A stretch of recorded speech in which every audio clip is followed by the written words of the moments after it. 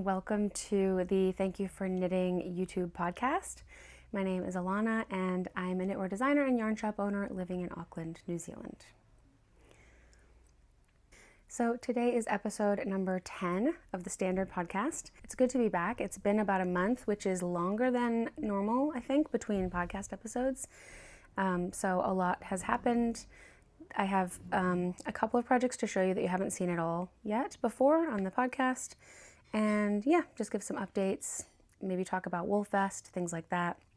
So yes, let's go for it. Okay, first things first is what I am wearing, which is my Anjou sweater or Anjou Pullover, which is a pattern that was written by my friend Alex back when she used to work here at the shop. And she wrote this pattern for, I believe it was the 47th issue of Pom Pom magazine, which ended up being the second to last issue ever. So that was kind of exciting for all of us around here when Alex got her pattern into Pom Pom magazine. So I was test knitting this for her when she was in the process of writing the pattern, and I knit it back in the beginning of 2023, March to May-ish, 2023. I knit the third size of the pattern, and I used a 5mm needle for the main needle, 4mm for the ribbings. So in Alex's original design, she used Zelana, and she had two yarns which were kind of a monochromatic look, both solid colors, but it looked really cool. I've always kind of had plans to knit myself another one of these in a monochromatic or at least in a more solid color palette. But for this one, I used Spincycle, and I think it came out really, really cool. So all these, beautiful color changes that you see, those are the Spincycle, of course. And so that was Spincycle Yarn's Dream State. I used 4 skeins of the color Wololo, and that was for the main color of the garment, like color 1, because I obviously used it for all the edgings and stuff. So I used more of that. And then the second color I used, this sort of dark purple looking color, is Harrisville Nightshades. So Nightshades, Harrisville is a mill in the US. They make beautiful woolen spun yarns. And Nightshades are their range where the yarns are all more or less black, but they have a little bit of heathering in different tones. And so the color I used is called Stiletto. And the heathering is sort of, I would say, purplish. So just like a dark, dark purple. And yeah, I really love this sweater. We knit this before going to Rhinebeck, which must have been in 2023 that we went there. And yeah, and I wore it there, which was cool. So anyway, that is I'll try to insert a couple photos probably, maybe just to show different angles of this jumper, but it's a really great jumper and really great design. Oh, another thing about this design, because people have asked me before, some people have said, oh, it looks complex or complicated to knit, but it's all mosaic color work, which means it's just slip stitches. So you're only ever using one color at a time, and you're just knitting, purling, or slipping a stitch. So it is a lot simpler than it looks. I mean, it's easy to do, but then it comes out with such a cool looking pattern. So I think it was a really, really clever design by Alex. So yes, that's what I'm wearing.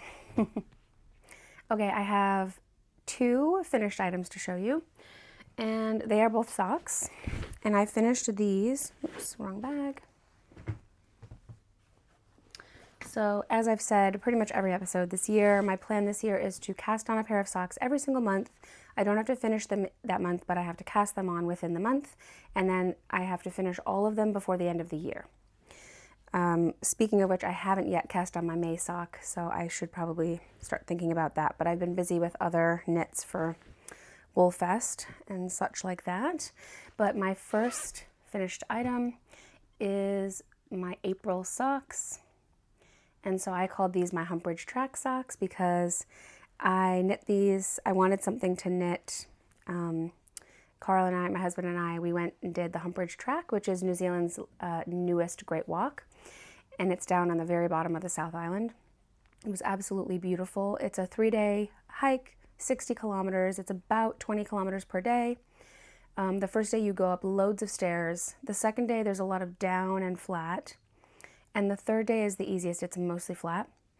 And so anyway, I wanted to knit a sock while traveling, because when you pack your backpack, in the case of this track, you know, we packed what we needed on our back for 3 days. You know, you're trying to pack as light as you can, and but I can't not have some knitting with me. So I always like to bring just a sock project, because it's very small, very portable, and I feel like I can justify sticking it in my hiking pack. So I just grabbed one skein of the Opal yarn. If you've seen any of my episodes before, you know that I love the Opal yarns. It's a very durable sock yarn. I also find it to be very soft. It's hard wearing, and they just have such cool color palettes, all these beautiful colors that create their own patterning. So I think they're brilliant when you just want a quick and easy sock project. So I grabbed this skein of Opal self-patterning sock yarn. The color is 3200 Kuss im Regen, which is the German name. I'll put it on the screen.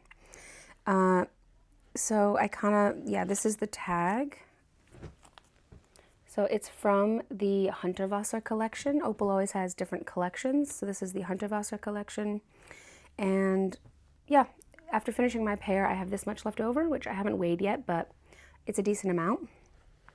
And then I just had my little sock needle, which is my Gu interchangeable 2.25 millimeter needle with a 75 centimeter cable. And these are my socks. I ended up casting them on the flight down, and I believe I finished them on the flight back. And I did some knitting in between. There wasn't a ton of time for knitting. Obviously, when you're hiking 20 kilometers a day, you're mostly busy hiking. But I did a little bit of hiking in the huts, and then I ended up doing something that I haven't really done before, which is I tried knit walking on the last day, because the last day the trail was like pretty wide, pretty flat, pretty easy to not trip on anything. So I thought, I started as a bit of a joke, like, I'm gonna just kind of knit while, see if I can just sort of knit while walking. And I kind of got into a rhythm of it where I don't really have to look, and I was able to just do the walking. And by day 3, my feet were pretty sore, and so it was actually just nice to have a little bit of something to distract me from the endless walking. All right, you know you're too obsessed with your hobby when you're doing forest knitting. Knit walking. Okay, so we are on the Humpridge Track. It is day 2. The Humpridge Track is on the very bottom of the South Island, and it's the newest great walk. And so we're doing it. It's a 3-day track. And yesterday was just heaps of upstairs, and then today we went down a ton, and now we just have, I think, 3 hours left, and it's supposed to be pretty flat. So I thought, I can get away with a little bit of knit walking. What could go wrong? So this is my Humpridge sock. This is my April sock. I just cast it on the plane down. This is my progress so far. I don't have loads of time for knitting while we're hiking, obviously. Yeah, we went to bed at like 8 p.m. or 8:30 p.m. last night because we were exhausted from 20 kilometers of mostly uphill. It's an 800-meter elevation camp.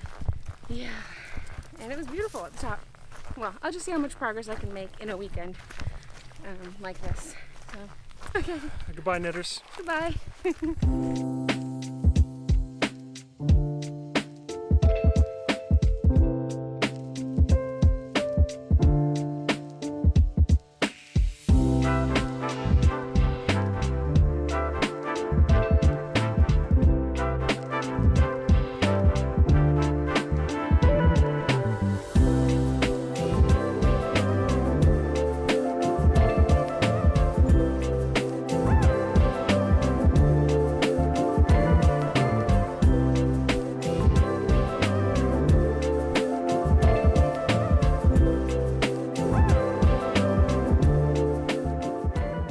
And so, all that to say, here's my Humpridge Track socks. Oops. Oh, I should put one on a blocker. That'll look nicer. 1 second. So here is one of the socks. The other one looks exactly the same. And yeah, they always look a bit funny when they're not on a blocker because of the 2x2 ribbed leg. But I'm basically just a broken record. This is my vanilla pattern that we are working on. And yeah, it's a stockinette foot. We've got a 2x2 ribbed leg, short row heel, but there's extra shaping for the instep around the heel. This is my size, which is, I think, the size small in the pattern, because I don't have separate men's and women's sizes. I've ended up just having a little chart for the sizes, and then I have men's and women's standard shoe measurements charted in so that you can find your size. So this ends up being just the overall size small of the pattern. And yeah, that's my Humpridge socks. So I cast on April 16th. Hold on.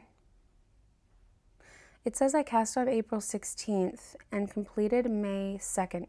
So maybe I didn't finish them on the plain back. Maybe I finished the first one on the plain back. Maybe that's what happened. Maybe I knit the first one that weekend and the second one when I got back. I don't remember, but according to my Ravelry, I didn't actually complete it until May 2nd. So that's my Humpridge Track socks. Done and dusted. Okay, my second finished item is another pair of socks. You've seen these before. These were my March socks. So obviously I started them in March, but didn't finish them until after the other pair. So these are the ones that I was knitting in my hand spun yarn. And as I mentioned before, I ended up deciding to make these for my friend Bonnie because I ended up knitting them a little bit, no, what happened was my gauge was a little bit different because my hand spun ended up a little thicker. So even though I used the normal stitch count for my foot, it sort of ended up a little bit bigger than I expected. And Bonnie has a little bit of a bigger foot than me, not by a lot, so I'm hoping that this actually does fit her properly. But I'll put one of these on a blocker as well. So they look really long, and I'm a little concerned they might be too long. But here they are. So again, I'm using my own vanilla pattern. Technically, this is the same size as that one. It's just the yarn is a lot thicker, so they ended up bigger, and I made them a little longer. But I'm really happy with how my hand spun is looking. It's a really pretty color. That's the other one. They're not exactly the same because it's hand spun. They're just similar, but a little bit different. And yeah, I did all my standard stuff. I made them a little shorter than normal because they just feel like they're already going to be really warm. And I was worried if I made them too long, they would just be way too warm. So I think that's a good length. There they both are. Yeah, I started on March 18th, finished on May 3rd, apparently.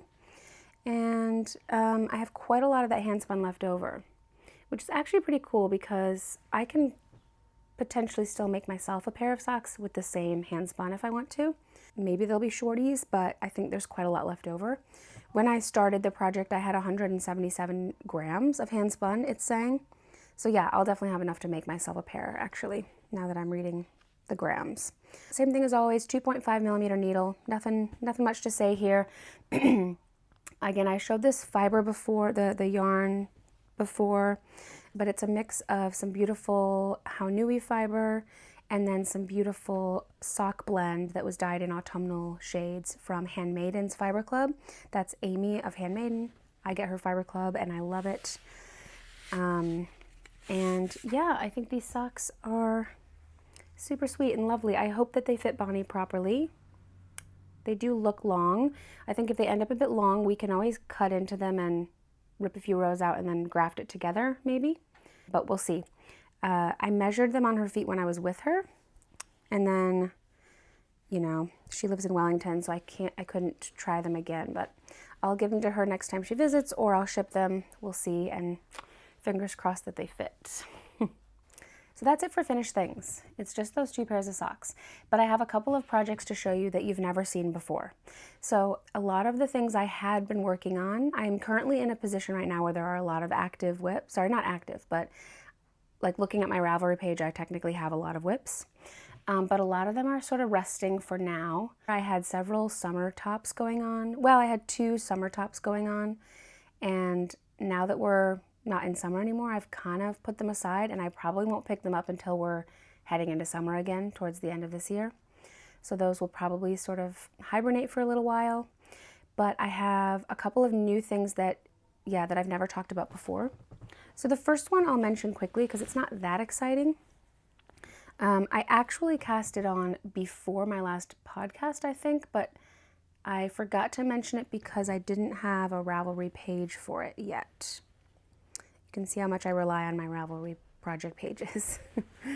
So I guess I started it back in April, and I haven't really worked on it much because it's boring, but basically I published a pattern a few years ago. Yeah, I published a pattern back in 2021, which is a free pattern for it's called 7 Easy Dishcloths, and that's exactly what it is, 7 Easy Dishcloths.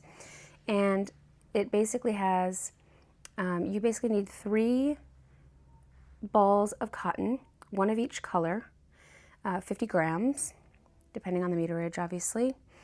And the purpose was to kind of gear it towards a beginner, and every new dishcloth kind of adds a new skill.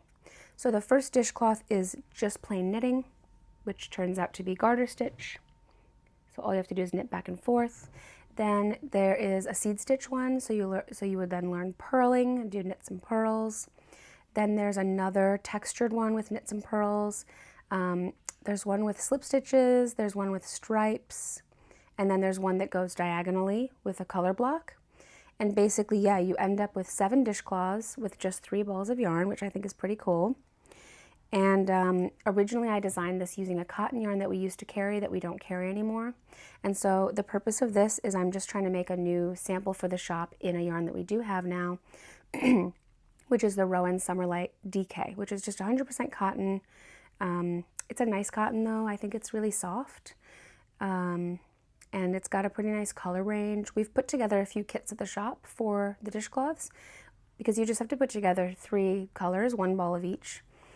And then, like I said, the pattern's free. So anyways, I've been working on this sample, but not really because I have all this other knitting. I'm in a bit of a rush to finish. But there are 7 total. I've knit the first one in garter stitch. I think I'm nearly done with the second one, which is in seed stitch. And then the third one will be all in white. And then the other ones are a mix of the different colors. So anyway, not that interesting, but that is a whip. And eventually it will be a finished object. And I do think, if you know anyone who wants to learn to knit, and they just want to learn all the skills, that could be a good way to do it. It's a free pattern, like I said, 7 Easy Dishcloths. It's on Ravelry. I think it's on our website as well. And it's pretty easy to just make little squares and then learn new techniques along the way. So that's that. That's my dishcloths. Okay, the next project, which I've never shown on here before, is one that I cast on April 24th, end of April. And basically, this is also a pattern of mine that I wrote a while ago. This is the Earthshades Cowl, which I published in August 2021.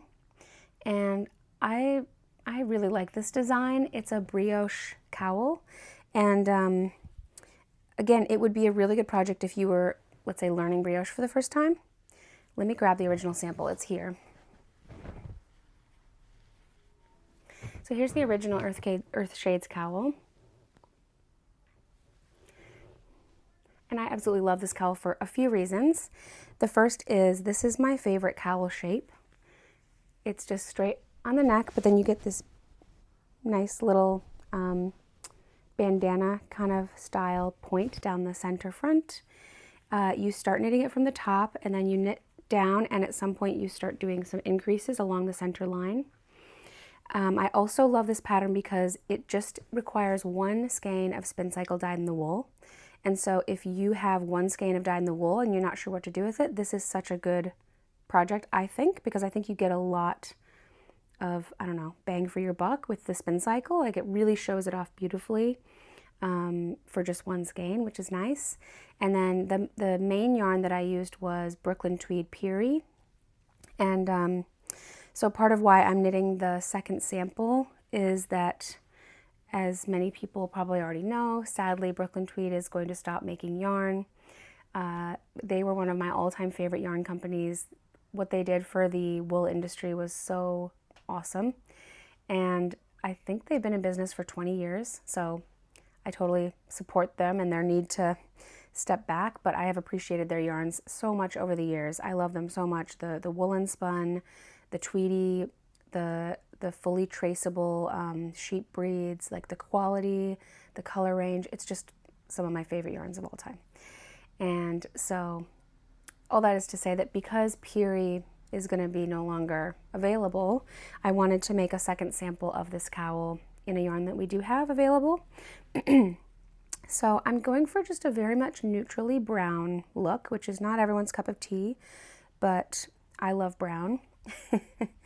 We have a wonderful lady at our knit night, one of our dear knit nighters who absolutely hates brown. So Julie, if you're watching this, you know, sorry, it's not for you. But yeah, basically I have one 50-gram ball of the Wild Earth Yarns Naturals 4-ply, which is the Haunui wool, that beautiful wool I've talked about before that you can only get in New Zealand. This is the chocolate color, I think, the dark brown. What is it? Yep, chocolate color. And then this is a newish color from Spincycle called House Blend. So it's kind of just a lot of shades of brown and beige and cream, but then you also have some purpley bits in there, which I really, really like. And so, yeah, this version of the cowl will just be very neutral, very brown. I'm in a brown phase right now. Again, if you're learning brioche, you would start this cowl and you have this first section is just one color brioche, so you can kind of get the hang of that. Then you introduce 2-color brioche, and then you, every so often, you're switching which color is the dominant color in the brioche. So you can see it pretty well in this first version. Yeah, you just keep switching which color is the forward-facing color, and I think it ends up creating a really beautiful look. It is not hard to do, and then you have this very cute brioche picot hem at the bottom, which I really like, sort of a scalloped little edge. So anyways, I love that pattern. I'm also intending to design a thicker version of it using Dream State, but I just haven't had time yet. So anyway, that is my Haunui and House Blend Earthshades cowl in the works. I was kind of hoping to have it as a sample for Woolfest, but considering that we have about 6 days left, I will not be done in time, but I will probably have the whip just sort of with me at Woolfest just to show it off. And that's that. Speaking about Woolfest, the remaining projects I have to show are all geared towards Woolfest. So if you don't know, Woolfest is the biggest fiber-related festival in the country, and it is the one that happens every year here in Auckland. It's the only off-site event that we trade at because we're open 7 days a week, so we don't travel to trade at shows anymore, but we do trade at Woolfest every year, and it's something we look forward to. And it's just, yeah, it's huge. There's food trucks, it's at a showgrounds. So there's basically 4 barns next to each other, and they're all full of yarn and wool, and people do spinning demonstrations and weaving demonstrations. There's sheep in the field right next to the barns. Yeah, they get really good food trucks. It's just such a fun day. And so that's been coming up, and I've been planning for that and preparing for that. We've been pretty busy here, sort of preparing for Woolfest. And I decided a few weeks ago I want to knit a specific sweater to wear at Woolfest. Now, I've done this in the past, but I haven't always given myself the right amount of time, and I kind of gave myself a tight bit of time as well. Okay, my phone died and I had to restart it, so I'm not sure if this is looking the same, but what was I saying? Yes, the garment that I decided I want to make myself for Woolfest is the Maggie Cardigan by Petite Knit. I think this is a fantastic pattern. It's just a very tailored looking classic garment. And I sort of feel like for myself with a cashmere garment, you know, I'm gonna want to take care of it and probably have it for many years to come. And so I wanted to make something very classic and just simple and wearable. So the Maggie cardigan was perfect. The gauge was already going to be working out perfectly because she used Cardiff for her original sample, which is great. And the original version is short sleeved, and it has a lovely, just sort of high, kind of classic crew, I think it's a crew neck, ribbed button bands, and yeah. My plan is to, well, what I originally wanted to do is make mine long sleeved because I think I would wear that more in my normal life.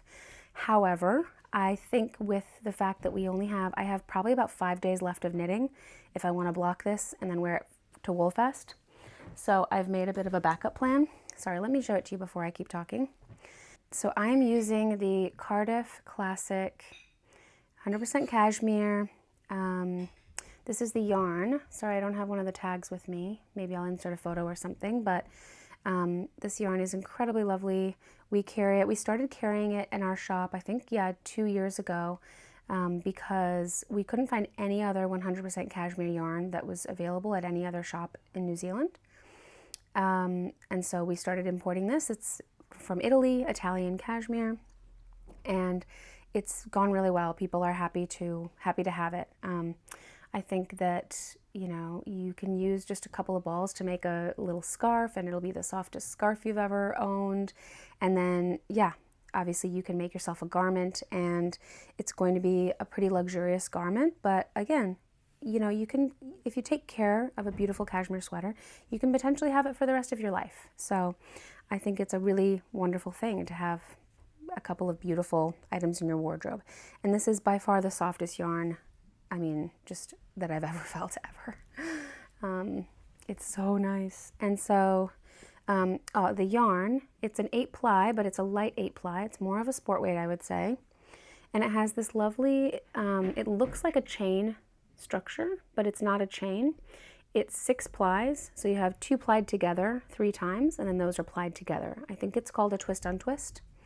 So it does kind of help. You know, cashmere is a very fine fiber, but having the twist on twist, I think, is going to help with the overall structure and durability of the garment. So I've got the color 643 Cacao, which is a beautiful chocolate brown.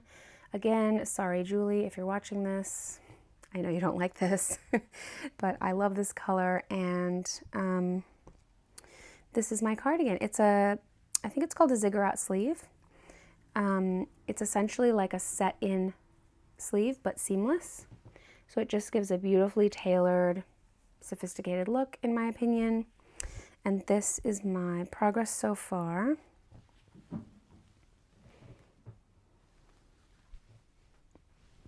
And I just have to do the button bands, the neckband, and the sleeves.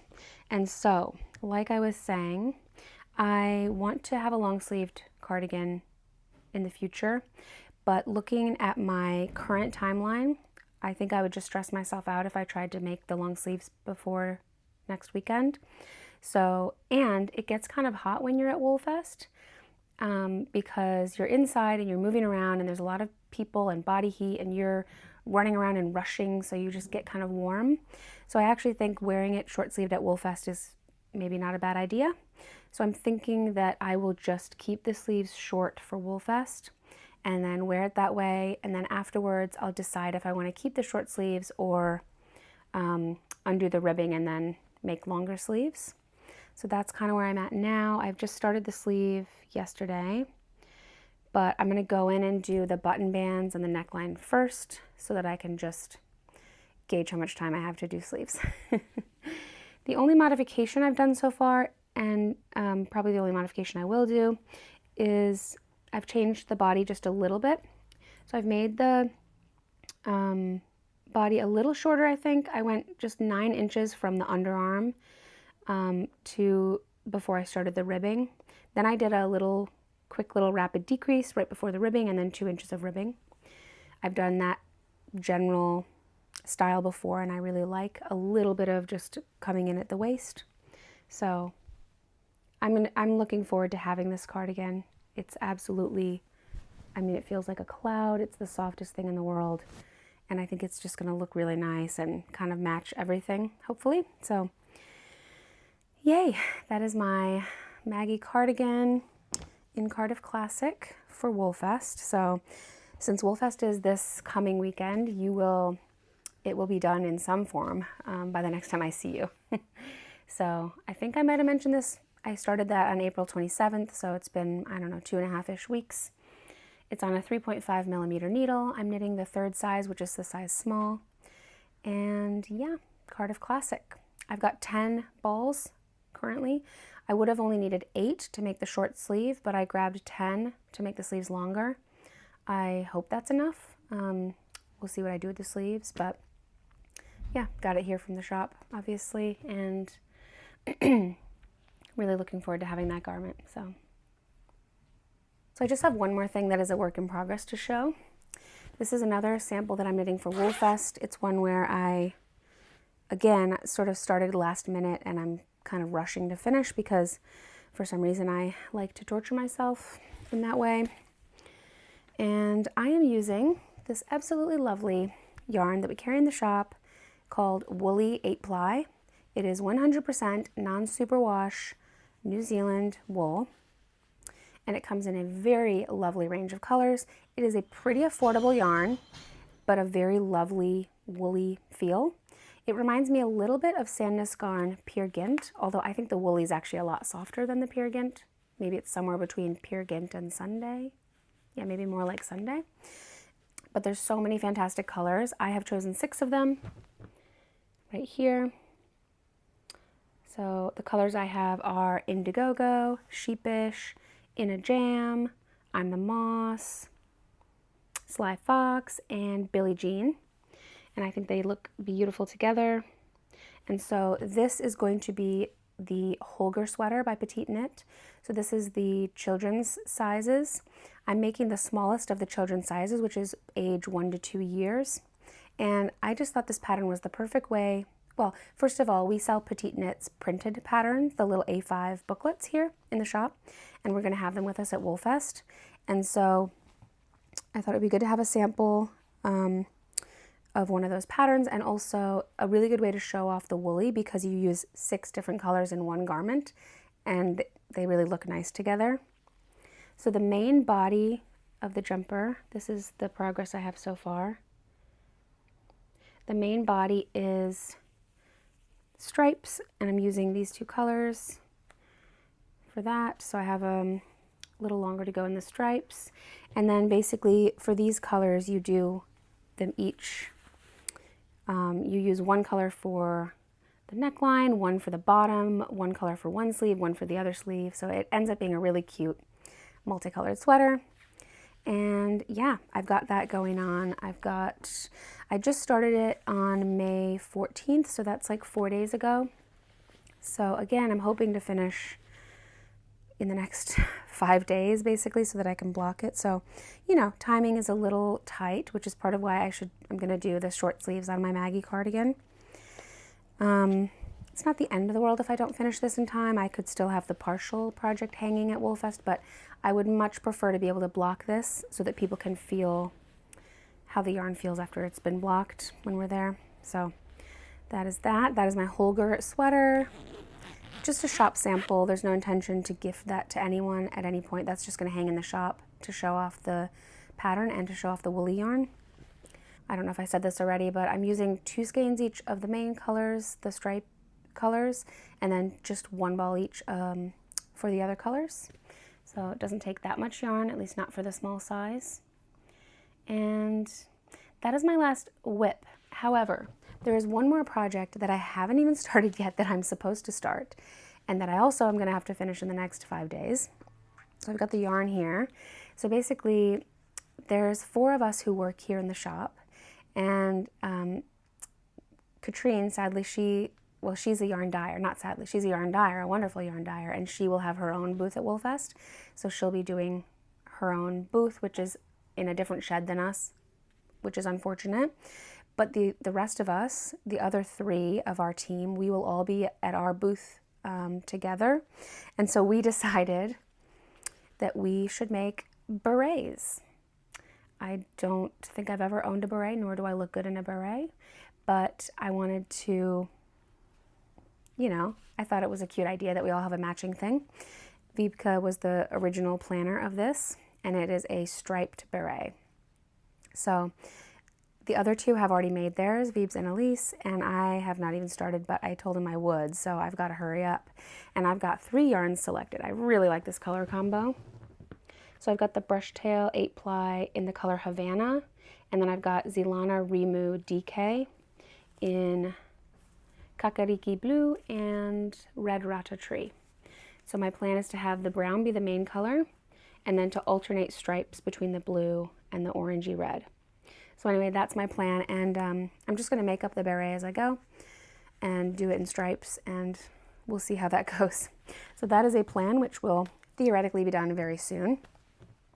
Otherwise, I had one more plan I kind of wanted to mention, which is, I mean, there's not much to show now, but as I mentioned, Brooklyn Tweed, one of my beloved all-time favorite yarn companies, they have stopped producing yarn. And I do not have any of the Shelter. I have a little stash of Loft, and I have a little bit of Imbue, I think. And I have some Tones, maybe. I've got a couple of their yarns in my stash for future projects, thankfully. But I don't have any Shelter. And this is a garment that I knit using Brooklyn Tweed Shelter several years ago. And let me pull up my pattern page, actually. So I knit this in 2021. Here it is.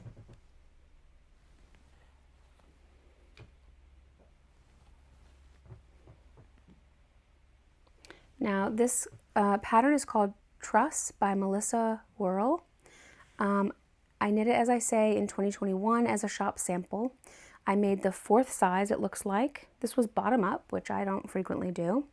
And I used just under 8 skeins of Brooklyn Tweed Shelter in Storm Cloud. I made this cardigan as a shop sample, but we don't need the sample anymore because obviously we won't be able to get the yarn anymore. And it's not a color that I would wear, nor is it a style that I like on myself. So my plan is to unravel this cardigan, repurpose the yarn, put it back into skeins, and then I'm actually going to over dye it into another color, and then sort of reclaim it so that I have some Brooklyn Tweed Shelter to make myself some other kind of garment. So I don't yet know what garment I'll make or what color I'll dye it, but I just thought I've never properly photographed this before or shown it in any way, so I better show it before I rip it out.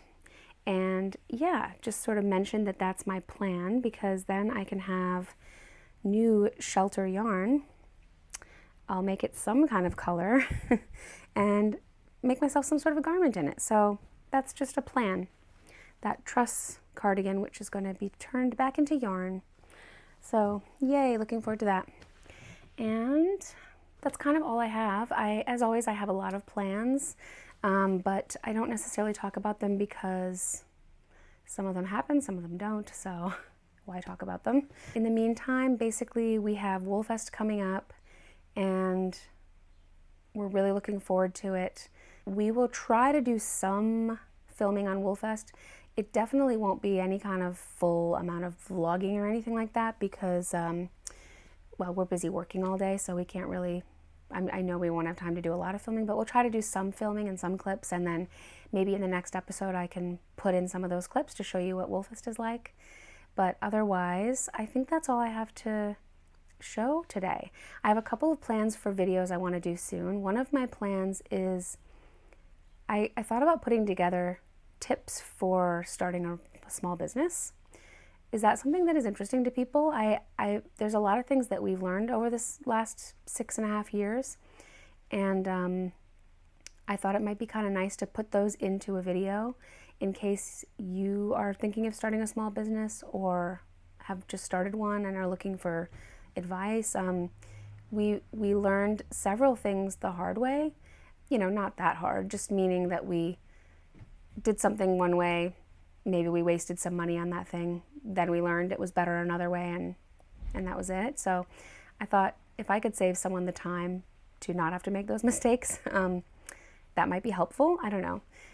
So that's kind of a plan I have going. So I guess, yeah, if you have any questions related to that, please let me know. I would love to hear if you leave comments and ask anything about business. I mean, you can ask about the financial side, what it's like to register business, ask about taxes, ask about profit margins, ask about, you know, commercial rent, or I don't know, ask me anything. I really want to, oh yeah, website platforms, advertising. We've learned so much about all of that stuff. And so please ask me questions below to help me prepare for that video, which I will hopefully film at some point, who knows when, but it's been on my mind. I just have to sort of prep and organize my thoughts on all of that. But in the meantime, thank you so much for watching, and I look forward to seeing probably many of you at Woolfest next weekend. Otherwise, happy knitting, have a wonderful day, and I will see you again soon. Bye!